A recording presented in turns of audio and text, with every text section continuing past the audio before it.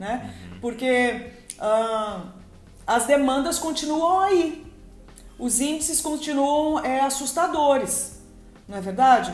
Então, nós temos inúmeros desafios como humanidade para lidar, não estou falando nada novo. Então, para nós que trabalhamos com missões urbanas, que até então a gente tinha desenvolvido, digamos assim, uma familiaridade com algumas abordagens, agora não tem mais como. Então, por exemplo, dia 18 de maio a gente faz, pelo menos no mês de maio, não só no dia 18, mas o mês de maio, especial no dia 18, a gente faz ações de intervenção urbana com relação à proteção de crianças e adolescentes no que diz respeito à violência sexual. Tá, e agora? Agora a gente não vai mais para a praia fazer isso. Não é? Agora a gente não vai mais para as escolas estão fechadas. Então, mas nem por isso as crianças e adolescentes correm menos risco. Aliás, muito pelo contrário. Mais risco. Estão mais expostas, até porque e é como os números mostram, né? Que boa parte das práticas de violência sexual contra crianças e adolescentes são cometidas por pessoas do conhecimento da criança. Então são pessoas normalmente da família. Isso significa, então, que crianças e adolescentes estão em casa com, possivelmente, seus agressores, certo? E se antes elas tinham algum sinal que poderia ser observado, por exemplo, por alguém da escola, por alguém da turma, de amigos, reuniões de família, agora não tem mais, porque está todo mundo dentro de casa. Eu digo assim, para quem pode estar dentro de casa. Então, realmente, nós temos que repensar. E a pergunta é, como que a gente tem feito? Bom, aquilo que ainda dá para fazer, a gente está procurando fazer. Então, por exemplo, a Missão Avalanche tem um projeto chamado Ninho, que é focado na questão do imigrante, na questão das pessoas em situação de refúgio. Então, isso ainda é uma demanda extremamente, eu diria que desafiadora para a humanidade.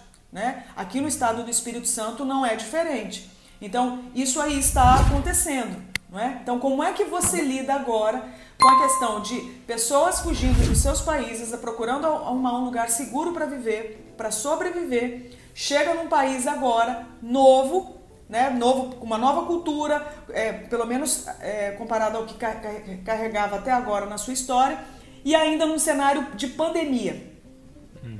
Entende? Então, assim, são desafios. Então, essa é uma área na Missão Avalanche que trabalhou durante todo o período que teve início a pandemia. Não é? A própria questão dos aconselhamentos, a questão... Aconselhamento online, Andréia, como é que foi para vocês, como é que tem sido para vocês isso? Olha só, eu tenho procurado... já há alguns anos, Douglas, investir em treinamento de pessoas que venham atuar em aconselhamento. Por quê?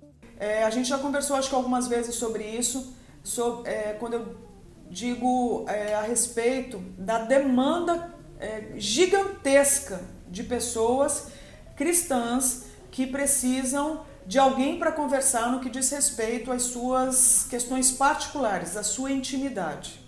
Certo? Então isso, antes de pandemia, já era uma demanda colossal.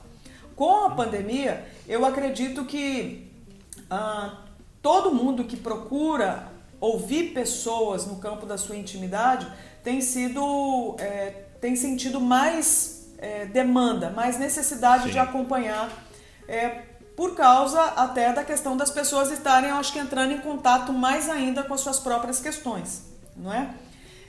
Eu acredito que com a questão da pandemia, muitas distrações, muitas ilusões que a gente tinha de controle, de estabilidade, não é? De que não, essa é a vida normal, e essa palavra aí, para quem está ouvindo a gente, eu coloco entre aspas, por favor, né?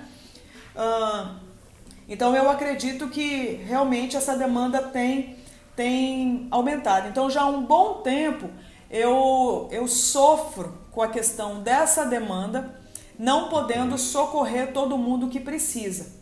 Então, em função disso, já há alguns anos eu procuro trabalhar na área de treinamento, de capacitação de pessoas, de encorajamento de pessoas, para que elas possam estar minimamente ferramentalizadas para atuarem no campo do aconselhamento bíblico, certo? Então, se você me perguntar assim, você tem aconselhado mais durante a pandemia? Não, porque eu não dou conta. Eu procuro desenvolver mais conteúdo para que mais pessoas possam estar na linha de frente, no sentido de ouvirem irmãos e irmãs com questões na sua intimidade. Exatamente. E aí os desdobramentos de tudo isso, né? Porque veio um tanto de coisa seguida. Então, por exemplo, uma preocupação foi a questão da violência doméstica, não é? Porque mexeu com a cabeça de muita gente, os hábitos foram mudados, a economia mudou. Então, como é que você lida agora com essa nova dinâmica? A questão da depressão, os pensamentos de morte, não é? As inclinações para a própria questão da morte, o pânico. Então, tudo isso acaba desembocando em áreas que normalmente são áreas de atuação do cenário de missões urbanas. Então, realmente, eu diria, não eram novas questões, além daquilo que a gente já lidava, como isso aí que eu pontuei. Né? Mas agora na dimensão, porque agora fica uma escala global, não é?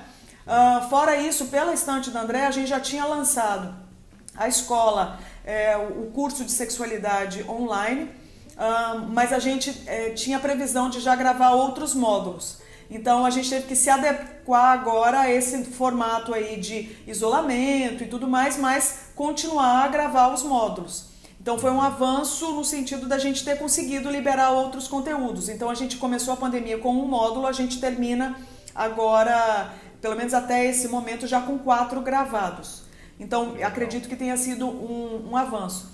Mas outras questões também foram acontecendo, não é? Eu diria que o desafio mesmo de como que você lida com, por exemplo, como que você faz aconselhamento agora à distância? Como que você faz o trabalho agora de evangelismo à distância? Eu ia te perguntar isso, porque assim, a gente estava aqui também numa fase de um grupo nas missões urbanas, né?